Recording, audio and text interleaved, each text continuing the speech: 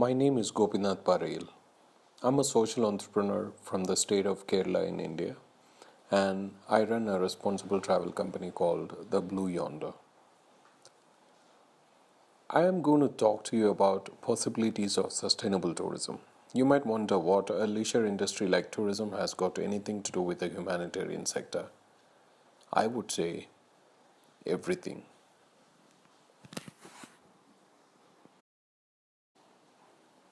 Especially when the humanitarian sector is struggling to cope with the demands coming from different parts of the world with increasing frequency, be it man made or natural disasters. Climate change has moved into a crisis phase where the world could use any support that could come from any corner and not just the humanitarian sector. More focus on carbon neutral economy is going to further reduce the contribution to global humanitarian budget. The travel industry is everywhere, in every country, in every type of environment. In particular, in the most beautiful, fragile places, the beaches, coral reefs, mountains, and forests. It also affects almost every other industry construction, food, transport, real estate, and communications. Thanks to the tourism industry's unrivaled network, it supports 1 in 10 jobs and 10% of global GDP.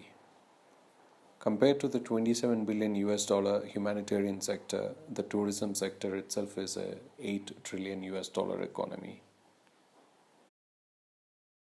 Link all this with the communities and destinations around which experiences are provided, and you will be surprised how tourism sector can in fact be the one support system that humanitarian sector has been looking for as a sectoral partner. From moving things from one place to another or finding the funds to build capacities for disaster response or community resilience. Synergy within the tourism and humanitarian sector is yet to be explored fully. Irrespective of the grand bargains, humanitarian summits, cluster approach, and Sendai frameworks, the humanitarian sector could do with a literal out of the box thinking. Facilitating resilient communities as part of disaster risk reduction strategies and building local capacities has been talked about a lot, but not replicated or scaled to the extent that is globally needed. Our proposal to look into repurposing tourism sector to ease out the pressure on humanitarian sector need not be accepted excitedly by the powerful players as it hands over real power to the locals. That we need to start talking about localization. So everyone is dependent on funds from elsewhere, looking at the UN, looking at INGOs, looking at the governments, and here is a community initiative which is 100% run by volunteers where they identified a problem and they started looking for a solution, which I think is an inspiring story for the world to replicate anywhere else, not just in Kerala or in India. As our world confronts a worsening climate crisis, this unique structure puts the tourism industry also particularly at risk. Rising temperatures and sea levels mean its prime assets, the natural wonders of the world, risk being destroyed. Paradoxically, the industry's heavy reliance on aviation contributes to the climate crisis, and this may create resentment towards the industry as a growing number of people become concerned about climate change. So, this is not about CSR, but it is about the industry's own sustainability and survival. Climate change also presents the travel industry with a simple and profound opportunity. Repurpose and adapt travel assets to strengthen the resilience of communities in the face of climate change. Now, how do we do that? Let me share a story from my home state in Kerala. Due to global warming, sea level water is rising in different parts of the world, making farming a difficult livelihood option. Pokkali, the rice, however, is saline tolerant and grows up to 1.5 meter tall, which means it survives floods. Hence, we launched the Climate Change Resistant Food Initiative in Cochin in 2011 in partnership with the local cooperative bank. By marrying into responsible tourism here, we ensured that the farmers have supplementary sources of income as well. Local hotels and restaurants are now purchasing the rice and organic vegetables that are grown in the locality because it has a powerful story that can be conveyed to the travelers as well as the local consumers.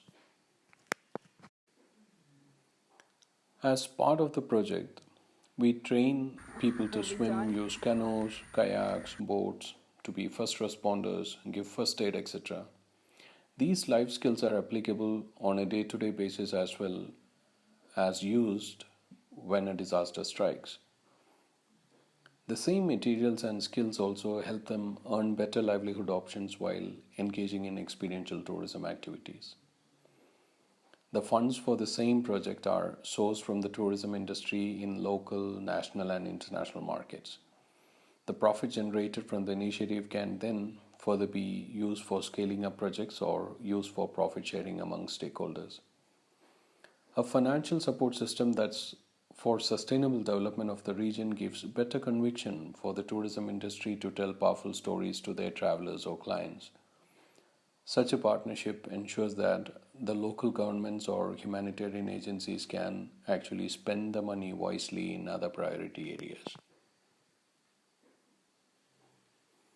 Or it could be a platform like Airbnb developing open homes, a version of its own platform that provides free temporary accommodation to refugees or people whose homes have been destroyed in a crisis. To imagine what he has gone through and how he had to leave everything behind. I want to give something back, and I think I got much more back myself. Else also, she treats me like her own son. Yeah, I'm very happy about her.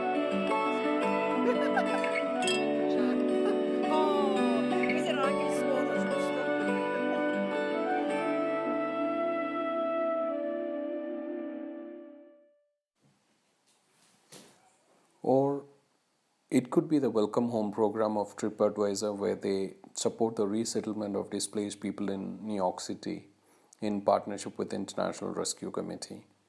As you can see, the humanitarian sector has already thought out of the box through this partnership with TripAdvisor. We have partnered with TripAdvisor to launch a new campaign, which is called the Welcome Home campaign, to provide refugees with opportunities to explore, to engage in fun experiences that will hopefully make them feel like they're at home.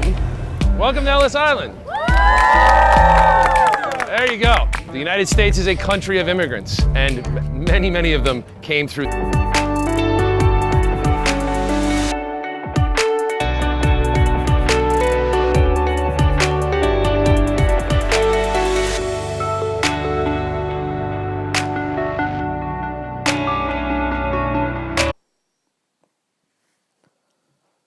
Or it could be a reef resilience insurance fund where the insurance of coral reef in Mexico is undertaken by hoteliers on beachfront as premium holders.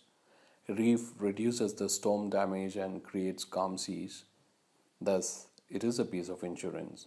When it is damaged, premium is released to rebuild.